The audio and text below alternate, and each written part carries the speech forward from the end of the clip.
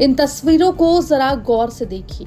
Toll plaza पर अचानक गोलियों की तड़तड़ाहट गूंजती है और बुलेट सवार दो बदमाश आते हैं और धाएं धाएं फायरिंग शुरू कर देते हैं।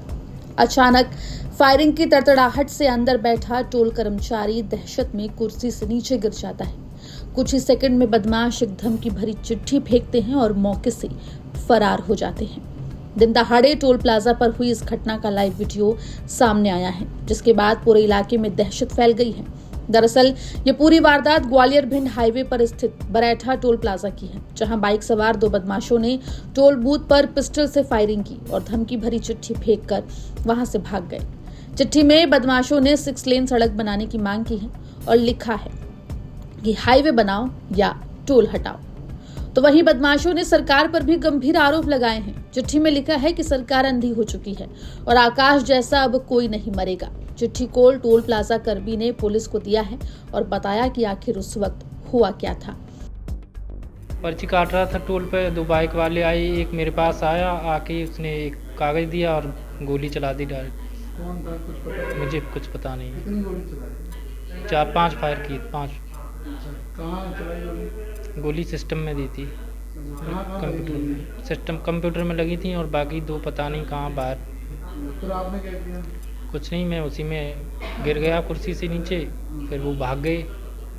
बाद में बाहर निकला, सब आ गए थे। कोई लेटर वगैरह भी नहीं छोड़ा वहाँ पत्र? अब वो उन्होंने कागज दिया था, हाँ। वो मैंने साहब को दे दिया। क्या लिखा था कागज? उसमें मुझे नहीं पता क्या लिखा, मैंने देखा नहीं खोल के। कौन सा टोल है ये?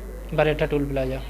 कितने लोग आए थे? 2 थे बाइक पे। हेलमेट लगाए थे क्या? हाँ, हेलमेट लगा हुआ था।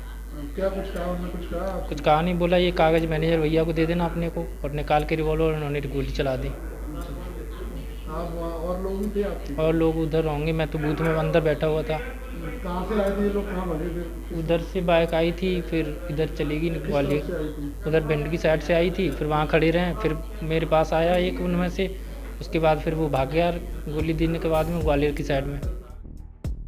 घटना के बाद पुलिस ने मामला दर्ज कर जांच शुरू कर दी और सीसीटीवी के आधार पर बदमाशों की पहचान की जा रही है। ये टोल के एक सुपरवाइजर रोहित कुमार फरियादी द्वारा मौखिक सूचना दी गई है कि आज करीब शाम 5 बजे 2 अज्ञात व्यक्ति मोटरसाइकिल से आए। उनके द्वारा टोल के बूथ नंबर 7 पर फायर किए गए हैं। उक्त फायर की रिपोर्ट पर से प्रथम दृष्टया धारा 109(1) के तहत अपराध पंजीबद्ध कर लिया गया है। अज्ञात हमलावरों की पहचान की जा रही है। कितने लोग थे? कैसे आए थे? कितने फायरिंग? एक मोटरसाइकिल से 2 व्यक्ति आए थे, मुँह बांधे हुए।